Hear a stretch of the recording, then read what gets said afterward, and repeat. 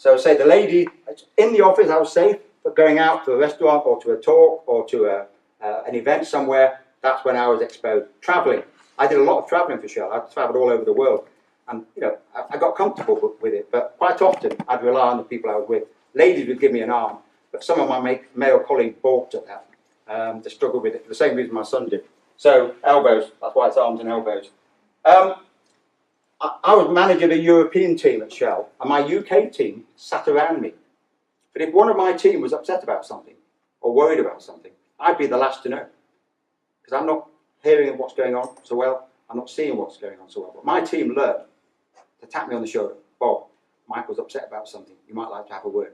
So they got very good at alerting me to when things were going wrong. Obviously, if it's somewhere else, like in Norway or Holland or Malaysia or whatever, then I'd be relying on local people to let me know. Of course, that's no different to everyone else. But that was quite good. And also, if we'd been in a meeting and one of my staff were ahead of me, they said, Bob, they put some cleaning barriers on the floor so that they'd make sure I knew where they were so I could walk around them. The number of those, you know, the bright yellow floor being cleaned or something, I've kicked so many of those, you wouldn't believe it. And the long distance. Support my charity work, yes, that's important. So they did support me working for Deafblind. And in a funny way, I think, as I said earlier, becoming more tuned into my deaf-blindness and impending total blindness, Deafblind Scotland gave me that extra bit of confidence, and I think that probably helped in my career at Shell as well. I think people started to see me differently as a chair of an organisation. So, you know, in a funny way, I think it helped me at Shell also. So, what are my coping strategies? Well, one of them is to arrive early for a meeting. Make sure I get in the front row. Then I'm close to the speaker and I can lip read. I also make sure that there's no bright light behind the speaker. So if for example, it's a big U-shaped desk, I always sit on the side with the window behind me.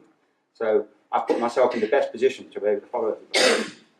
The other thing I had to do is, because it's all very well being able to lip read the speaker, but I can't hear the question from the audience. So I would ask the speaker to repeat the question.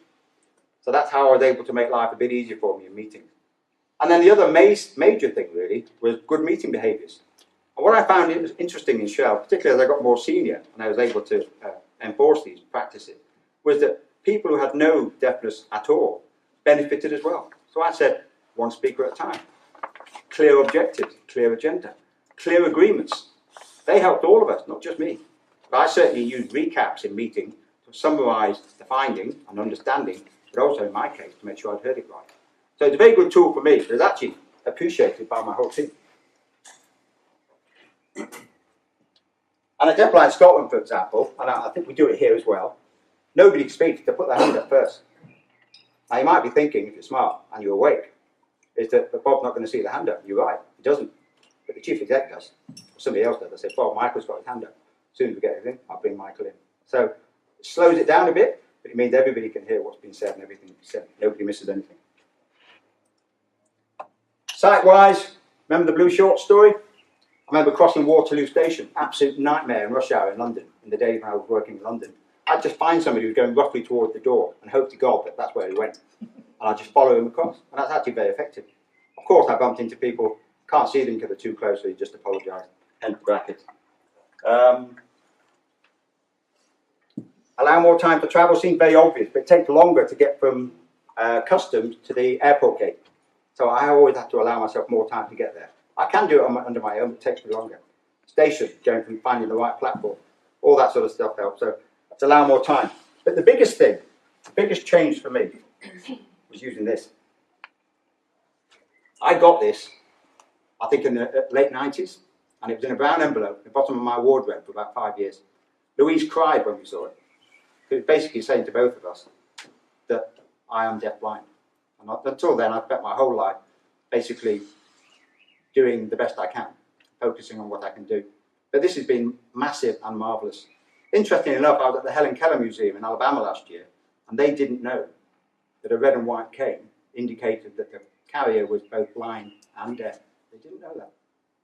Some of the school kids think it's because I'm a Man U fan, which is a far more intelligent response, but there you go. One story I'm going to mention. There's a lady in London that I know very well who works in an office in Victoria, and she lived 4 tube stops away. Every morning, she would walk down the tube station, she'd come out the bottom steps, find herself on the platform, and she would get on the carriage at exactly the same place every morning. She'd get off, 4 stops later, walk out to the side, follow the side of a tube wall for 10 yards. I'm not supposed to do this, am I? No. I'm being filmed. Find the opening, a handrail, walk up the stairs, back up the escalator, and then she was off on her way to the office. One day, the train stopped in between 2 stations. She was tired, so she counted it as a station, got off 1 stop early. She got out the tube, followed the wall down for 10 yards, no handrail. Followed another 10, still no handrail, went back on herself, couldn't find the exit.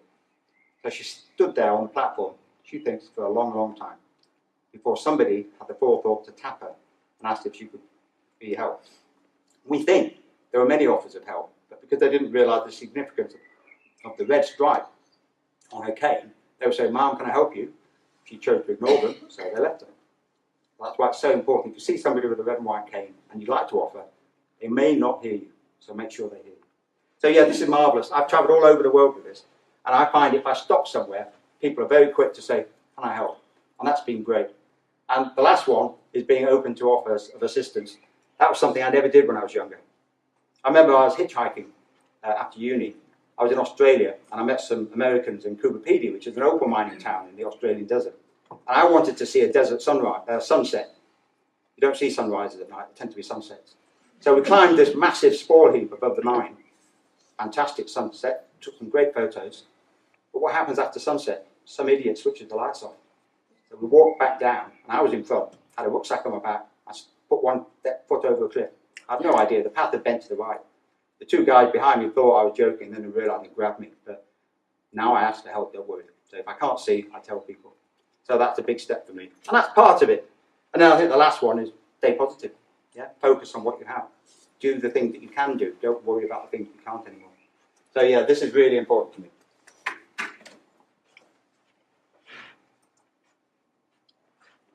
Right, these are the challenges of the whole heap. Small rooms. I hate small rooms. Can't see where the heck I'm going. My friend's favourite story about me in a small room is in a gentleman's toilet where everything's white, everything's close, so I can't differentiate what's what. Wash my hands. Put my hand under the hand dryer, and nothing happened. The bloke behind me said, "I'm sorry, mate, but if you want a condom, you've got to put money in it first." Dark rooms are another one. Cinemas, restaurant. In Holland, they have the lowest electricity bill of anywhere in the world, I'm convinced of it. Every restaurant I go into is black. It's so poor light. And there's no such thing as atmospheric lighting in my book. You either can see or you can't. I went to a concert a few weeks ago, and sorry, it was actually more than that. It was a year or so ago. I was still in Aberdeen. And my friend was waiting for me at the door because I'd just literally flown in from Norway. He met me at the door, walked me in, and said, "Bob, we've got a seat for you in the front row." So we got to the front of the stage.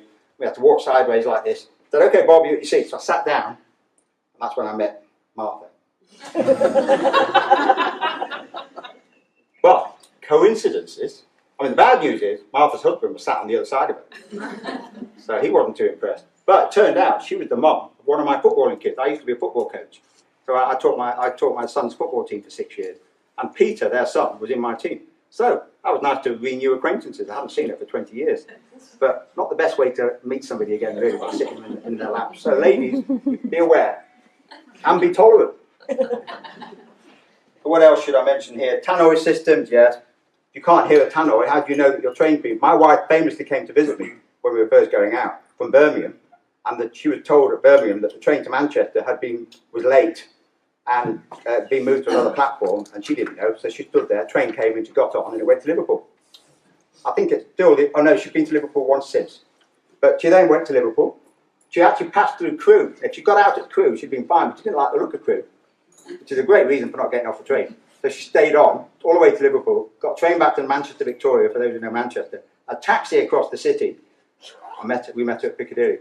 And she actually arrived 5 minutes after her train. And she went via Liverpool. Amazing. But that's not here in the tannoy. So when you deny those bits of information, that can be quite tough. Anything else I should mention there? Dark winters, I hate them. Low sunlight in the evenings, can't see a thing. I live 5 minutes walk away from our local station, which is why we bought the house there, so I can keep my independence. I don't need Louise to take me everywhere, but I still can't get there in the dark very well. So that may be where a guide dog might help, but I prefer to use my cane if I can. So this next slide, I've just given you one of them. I mean, I did one literally last week at Chatsworth. We were going around the garden with my cousin. I was showing him. My daughter works there. And they have this amazing garden with these big round flowers called alliums. And from the naked eye, they just look like a ball of flowers. But when I looked closer, I realised that they were actually formed of hundreds of little petals. So I bent down to have a really good look. And then I noticed there was a big blue bush behind it. And then I noticed it wasn't a blue bush, it was a pair of jeans. And then I noticed that it was the lady gardener who bent over literally right in front of me. My nose was about 5 inches away from her bum. I made the mistake of telling my daughter, who then texted the lady gardener and told her what I'd been up to. And then I suppose the most recent one, before that, was I was going up this escalator in a well-known department store. And at the top of the escalator, there was a display table with the latest trousers, and shirts, and jumpers. And on the right, I saw a jumper. I thought, I like that jumper. The trouble is, I get hot, so I don't like wearing thick jumpers. So I went over to the display stand and started feeling the jumper to see how thick it was. And then the jumper moved. The good news is, I had a red and white cane with me, because otherwise I'd have been in jail. In my head, I was going, oh, I think in his head, he was also going, oh, And I said, my apology didn't help either. I said, I'm sorry, mate, I thought you were a dummy. But I bet you, when he's waiting for his wife, he doesn't stand in front of the display table anymore. And the other thing that really annoys me, I forgot to ask him where he got his jumper from. Right, audience participation. If you were to leave this room now, completely deaf, or totally blind, which would it be? Quickly, put your hand up if you'd rather walk out totally blind. Right, I can't see any hands at all. So I'm guessing the majority of you think being totally deaf would be more bearable. Okay, there's no right answer.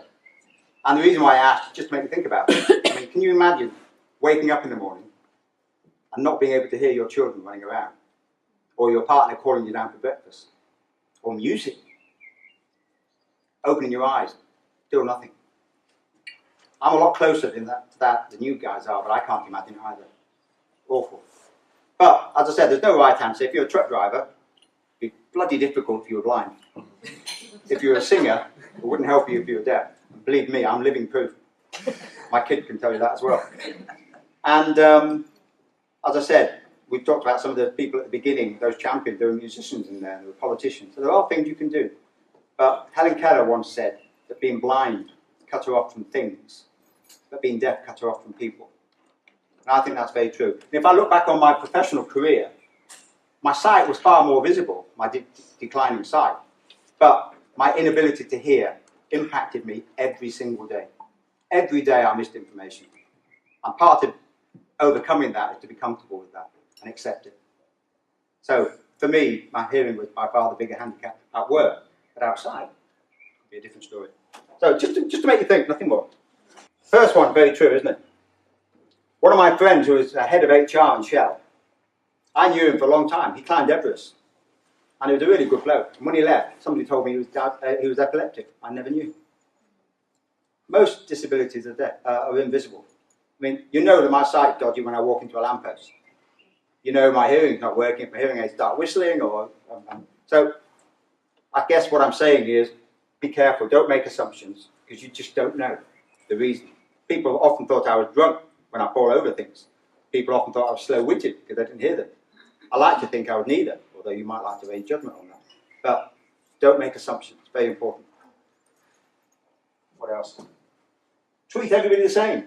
I love that. Doesn't matter why we're different, but if we treated everybody the same, with the same respect that you'd want them to show you, life would be so much easier for all of us, wouldn't it? So treat everybody the same. Listen. Very important, that one. We're not the world's best at listening generally. And it's not only listening, but it's also listening when the person who wants to talk to you is ready, not just when you want to do it. So that's important. And there's one I've missed. I'm trying to say, yeah, assumptions I've mentioned. Right, no, that's fine. That'll do. Now, this is the 5 stages of grief, the Kubler-Ross model. This is actually about people who've been diagnosed with terminal cancer. And those are the different stages of grief that people go through when they're told that they've got a terminal illness. And it's actually really good. I really like it. Denial, anger, bargaining. If I stop drinking, my eyesight will stop getting worse. Or if I'm nicer to people, then my condition will get better, whatever it is. Bargaining doesn't work. Depression. 1 in 4 people on this globe have suffered from depression at some stage in their life, for whatever reason. Massive. Massive. But the trouble is that those first 4 steps, they're all looking back. The only one where you're looking forward and able to make a positive go of your life and a positive go of things is acceptance. And the reason why I'm telling you this is because if you have people in your organisation who come back from a life-threatening injury or illness or whatever, they're on that journey.